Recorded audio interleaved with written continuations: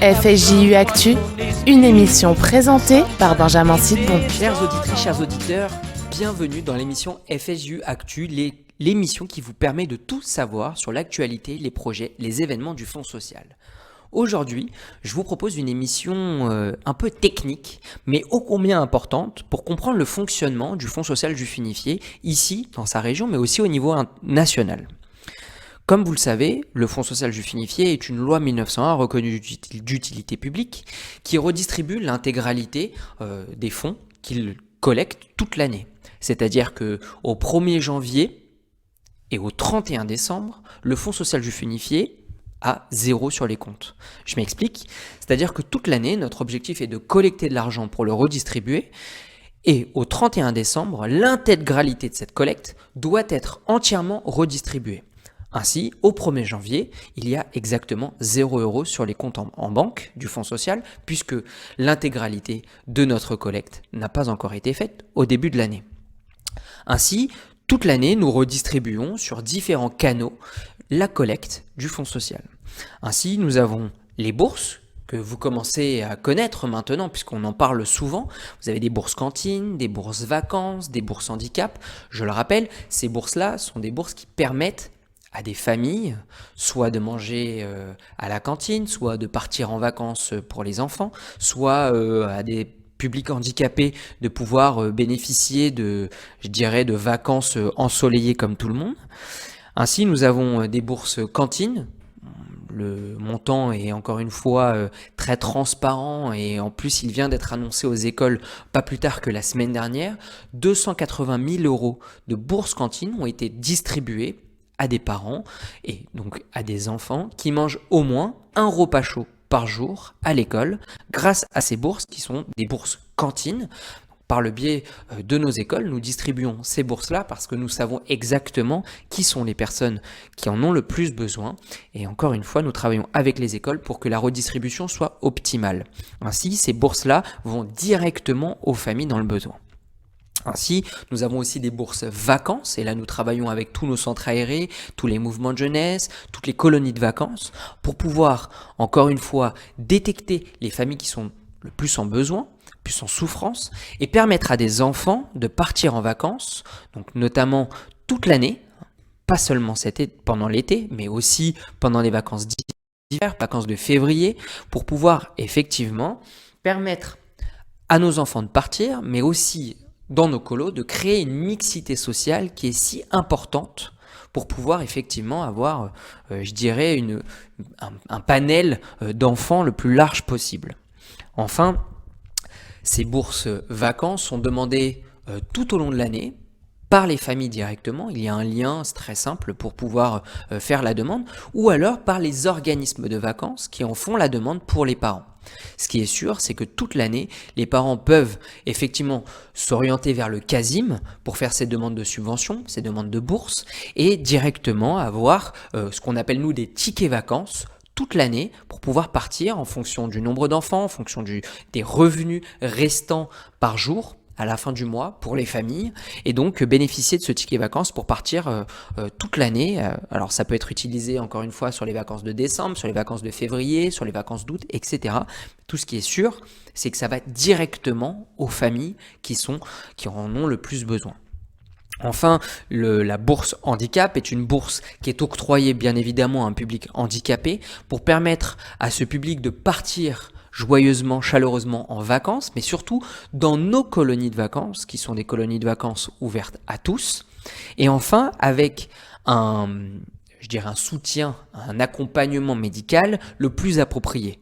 Encore une fois, nous payons la structure pour pouvoir accueillir ce public handicapé. Nous payons aussi peut-être la personne accompagnante pour pouvoir partir avec les enfants et pouvoir avoir le soutien le plus adapté possible.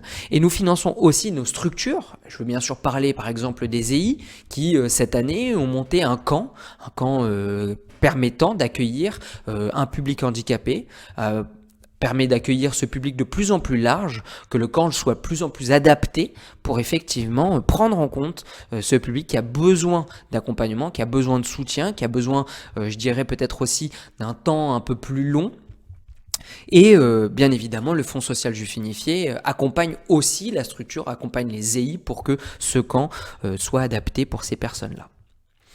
Ça, ce sont, je dirais, c'est la redistribution la plus directe au Fonds social, puisqu'il va directement aux familles, aux enfants et aux personnes handicapées qui en ont le plus besoin. Vous avez aussi, puisque je parle de redistribution et des canaux de redistribution, vous avez aussi des subventions qui sont des subventions exceptionnelles dans l'année, qui sont des subventions presque d'urgence ou des subventions d'opportunité, parce qu'ils vont directement subventionner quelque chose de très précis au long de l'année. Par exemple, je peux donner un exemple très précis. Oratora, l'année dernière, nous a fait une demande, cette école qu'on connaît bien, qui est plus un accompagnement de parentalité et de personnalisation d'accompagnement aux enfants, nous a fait une demande assez urgente l'année dernière pour les aider dans l'étanchéité des toits des algécos de l'école. Bien évidemment, cette demande-là, c'est pas une demande qu'on va recevoir, je dirais, dans notre processus classique de subvention. Et donc, elle va être étudiée comme une subvention exceptionnelle où le Fonds social va bien évidemment y répondre pour soutenir une association qui est fédérée et qui en a le besoin. Donc on a aussi ces subventions que je dirais exceptionnelles. Mais là, on va parler aujourd'hui d'une subvention classique qui est octroyée par le Fonds social, qui est une subvention liée aux commissions d'orientation budgétaire. Alors, ça paraît ici très technique, mais en fin de compte, c'est presque la manière la plus transparente, effectivement, de redistribuer cet argent collecté toute l'année. Elle est octroyée en fonction de nos 4 piliers. Social, éducation, jeunesse, culture. Dans chacun de nos piliers, nous avons des associations qui sont fédérées au Fonds social. Et dans ces associations fédérées, les associations font des demandes de subventions au Fonds social. Ainsi, on va recevoir des demandes de subventions d'associations fédérées dans le social, dans la culture, dans la jeunesse et dans l'éducation. À ça, nous avons à peu près une enveloppe qui bouge chaque année en fonction des collectes annuelles de la délégation Marseille-Provence. Cette année, on est à peu près une enveloppe de 300 000 € qu'on va pouvoir redistribuer directement à notre tissu associatif. Donc vous l'aurez compris, on aide directement les familles, on aide directement les enfants, on aide directement des projets qu'on va soutenir en termes d'opportunités. Et là, les subventions qui sont liées à nos commissions d'orientation budgétaire vont aider directement les structures. Ainsi, on va recevoir toutes ces demandes-là. Comment ça se passe ? De manière très collégiale, de manière très démocratique. On va réunir nos élus. Les élus du Fonds social, qui sont élus au Fonds social grâce à nos donateurs. Je répète, pour être élu au Fonds social, il faut être donateur de plus de 2 ans à la structure, faire une campagne entre guillemets individuelle pour être élu au Fonds social, c'est en même temps que quasiment la présidence, donc tous les 4 ans. Et ensuite, ils siègent au Fonds social, prennent des décisions pour la délégation et ensuite pourront, pendant cette commission d'orientation budgétaire, bien évidemment, avoir leur mot à dire sur comment est redistribuée l'enveloppe de subventions à nos associations fédérées. Ainsi, nous mettons tous nos élus autour d'une table. Bien évidemment, on fait attention à ne pas avoir de conflit d'intérêts. Pourquoi ? Chacun de nos élus, au Fonds social, siège pour nous dans des associations fédérées. Par exemple, des élus peuvent siéger au conseil d'administration de FLEG, le Centre Edmond FLEG, ou alors au CASIM, ou alors à la Radio Juive de Marseille, là où nous sommes exactement. Ainsi, ces personnes-là, ces élus-là, pour ne pas qu'il y ait de conflit d'intérêts, ne peuvent pas être présentes lorsqu'on parle des subventions de la structure là où ils siègent. Ainsi, je vous dis pour donner un exemple, un élu qui est effectivement qui siège par exemple au conseil d'administration de la Radio Juive de Marseille ne pourra pas voter et décider la subvention qui sera octroyée à Radio JM lors de la commission d'orientation budgétaire. Une fois qu'on met nos élus autour d'une table, chaque élu aura en sa possession un dossier qui sera monté par nos structures fédérées et qui regroupe l'ensemble des programmes pour lesquels l'association en fait la demande. Ainsi, on va recevoir sur chacun de nos piliers des demandes de partenariat, de subventions. Ça peut être du frais de fonctionnement, ça peut être du projet, ça peut être de l'événementiel. Et l'idée, c'est que chacun des élus puisse décortiquer les dossiers, comprendre quelles sont les subventions demandées, pourquoi tel dossier demande telle subvention, quel montant, et pouvoir effectivement poser des questions, réagir, débattre avec les autres élus pour décider du montant global alloué à chacune des demandes de nos associations fédérées. Vous l'aurez compris, une association peut faire plusieurs demandes car peut avoir plusieurs programmes sur lesquels il demande des subventions. Et alors, il faudra arbitrer collégialement, débattre pour décider du montant qui sera alloué à chacune des associations fédérées sur chacun des programmes demandés. C'est alors que pendant les 2 prochaines semaines, au moment où je vous parle, nous déciderons du montant alloué sur une enveloppe globale d'à peu près 300 000 €, combien sera redistribué à chacune des associations en fonction de chaque projet qui a été demandé. Bien évidemment, nous essayons au maximum de notre potentiel de pouvoir octroyer ce que nous a demandé l'association en fonction du projet, bien évidemment s'il est pertinent, si il est aussi en partenariat avec le Fonds social juif unifié, et c'est là où c'est le plus important, je le dirais, c'est que nous plébiscitons les projets sur lesquels nous avons, je dirais, un partenariat cohérent, un partenariat majeur, où le Fonds social existe.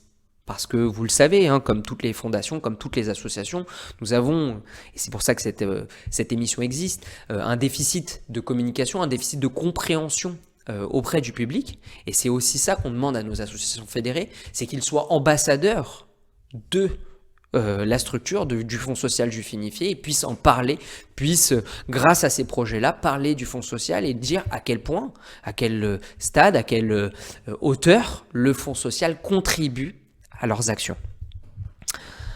Ainsi, nous déployons l'ensemble des projets, nous étudions ligne par ligne les demandes de subventions, et encore une fois, c'est fait de la manière la plus scrupuleuse possible pour pouvoir effectivement distribuer au mieux l'argent que nous collectons à l'année et pouvoir faire rayonner au maximum, je dirais, la confiance que nos donateurs nous font. Alors vous me direz, pourquoi ne pas donner directement dans les structures qui nous font des demandes ?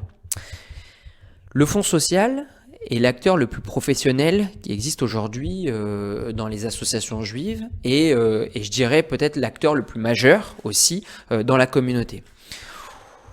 On est labellisé, comme vous le savez, le label IDEAS, qui est un label bancaire, qui permet encore une fois de je dirais, tamponner l'aspect éthique, l'aspect, je dirais, cachère, bien évidemment, du Fonds social juif unifié, et permet encore une fois de l'inscrire dans la cité. Le Fonds social juif unifié, c'est aussi un siège à franche générosité parmi les vingtaines de structures les plus importantes de France, car nous sommes une des structures les plus efficientes de France. Vous savez, on parle souvent de frais de fonctionnement. Les frais de fonctionnement, c'est ce qui permet finalement de payer les loyers, les salaires, les rames de papier, les ramettes de papier dans les structures, l'essence, etc. Au Fonds social juif unifié, lorsqu'on fait 100 € de dons, il n'y a que 6 € qui vont dans des frais de fonctionnement. Vous vous rendez compte, 6 €, c'est-à-dire que nous n'avons que 6% de frais de fonctionnement sur la structure, ce qui nous permet d'être parfaitement efficient sur notre collecte, mais également sur notre redistribution. Ainsi, lorsque vous faites encore une fois un don de 100 €, vous n'avez que 6 € qui vont dans les frais de fonctionnement et 94 € qui vont à nos bénéficiaires, à nos structures, en direct, par le biais de nos associations fédérées, etc. Ainsi, lorsque vous faites un don au Fonds social juif unifié, vous savez exactement que l'euro collecté sera parfaitement bien redistribué, et aussi, parce que c'est important de le dire, le Fonds social juif unifié qui travaille avec les pouvoirs publics, c'est aussi une légitimité. Il permet, lorsque effectivement l'État, la région, la mairie, le département voient que le fonds social est partenaire d'un projet, l'État est beaucoup plus enclin à faire une subvention, à donner une subvention beaucoup plus importante. Alors on parle ici d'effet de levier. Lorsque le fonds social donne 100 € sur un projet, l'effet de levier, en règle générale, est de multiplier par 7. L'État va alors multiplier par 7 la subvention du fonds social pour pouvoir permettre à la structure de se financer correctement et aller jusqu'au bout de leur projet. Ainsi, on a beaucoup plus de marge de manœuvre, on est beaucoup plus cohérent en tout cas sur un projet, et on va permettre à nos structures de lever encore plus d'argent que ce que l'on va octroyer directement à la structure. Enfin, vous le savez, le Fonds social juif unifié a des projets français, puisqu'on va redistribuer directement en France, mais également en Israël. Et ça, cette structure, ce jugement et les projets qu'on va effectivement porter, c'est aussi ça, c'est de pouvoir jauger de quel projet est le plus urgent, le plus cohérent et celui qui va nécessiter le plus d'argent, en tout cas à un instant T. Et on va pouvoir effectivement financer des projets français, financer des structures, des associations locales, des associations nationales, et aussi financer des projets israéliens, par exemple des projets d'aide humanitaire, notre premier partenaire, je dirais, sur le plan humanitaire, reste La Tête en Israël, qui confectionne des colis alimentaires, des colis d'hygiène pour aider les familles qui sont en souffrance en Israël, et encore une fois, œuvrer directement sur le public israélien. Ainsi, vous l'aurez compris, quand on fait une demande de subvention au fonds social, on a bien évidemment une subvention qui est octroyée, mais derrière, on a aussi des effets de levier parce que le fonds social juif unifié est un acteur emblématique dans la cité, permet effectivement d'aller négocier des subventions supplémentaires sur certains projets. Mais aussi on est une structure professionnelle qui permet aussi d'aider les structures dans l'organisation, dans la logistique, dans les audits comptables, fiscaux, etc. Et c'est aussi ça que nous demandent nos associations fédérées. Je peux bien évidemment en parler puisque tout ça est parfaitement transparent, mais l'année dernière, nous avons aidé Beyachad sur sa structure en termes d'audit pour pouvoir les aider à monter en compétences, à structurer encore mieux l'association et encore une fois, les aider à avoir une structure encore plus professionnelle pour pouvoir encore plus porter les projets qui sont les leurs. Ainsi, comme je vous le disais, l'idée d'une commission d'orientation budgétaire, c'est de donner la parole à nos élus, à porter les projets de nos associations avec lesquelles nous travaillons toute l'année. Et nous, salariés, en tout cas, on est toujours les porte-parole des associations avec lesquelles nous travaillons et avec lesquelles nous sommes partenaires quotidiennement. Et enfin, je dirais la voix le vote repose sur les élus du Fonds social qui chaque année œuvrent aussi à nos côtés et encore un droit de regard sur comment on redistribue au mieux dans les associations partenaires fédérées par le Fonds social juif unifié. Je dirais un point assez important et qui prouve que je dirais les associations locales ici à Marseille souhaitent travailler de plus en plus avec le Fonds social juif unifié. Cette année, nous n'avons pas eu 1 ou 2 nouvelles adhésions, mais 7 adhésions supplémentaires au Fonds social juif unifié Marseille-Provence. Ce sont 7 associations partenaires qui travaillent déjà avec nous mais qui veulent encore plus renforcer leurs liens, veulent encore plus travailler et rentrer, je dirais, dans les processus de décision du Fonds social, nous ont fait une demande cette année qui a été étudiée et est en train d'être approuvée par le bureau exécutif national du Fonds social juif unifié. Et encore une fois, nous travaillons avec eux toute l'année pour pouvoir bien évidemment les aider sur cette adhésion, les aider sur un partenariat mutuel et commun sur des projets, sur des événements, sur des frais de fonctionnement par exemple quand on a des demandes de fonctionnement de nos associations. Et je ne trahis rien quand je parle de ce sujet-là, puisque par exemple, je peux vous dire qu'il y a 3, même 4 associations cette année qui sont des associations Chabad, qui souhaitent travailler encore plus avec le Fonds social et renforcer les liens qu'ils ont avec nous, même s'ils travaillent déjà dans l'année avec nous, ils souhaitent encore plus rentrer dans les processus de décision du Fonds social. Donc ça prouve que, bien évidemment, les adhésions sont plurielles, les acteurs avec lesquels nous travaillons sont multiples, puisque, encore une fois, je répète quand même, on est apolitique, areligieux, on essaye de s'occuper au mieux du public qui en a le plus besoin, sur nos 4 piliers, culture, éducation, jeunesse et sociale. Et bien évidemment, un public Chabad s'y retrouve parfaitement, puisque sur les 4 piliers, on peut retrouver les actions des Beth Chabad, des centres aérés, des Gan Israël, des sit-in, etc. Et donc, c'est parfaitement logique, naturel, que nous puissions y retrouver de nouvelles adhésions avec de nouveaux Beth Chabad et de nouvelles, je dirais, structures jeunesse qui veulent encore plus s'impliquer au Fonds social et encore plus s'impliquer sur nos projets.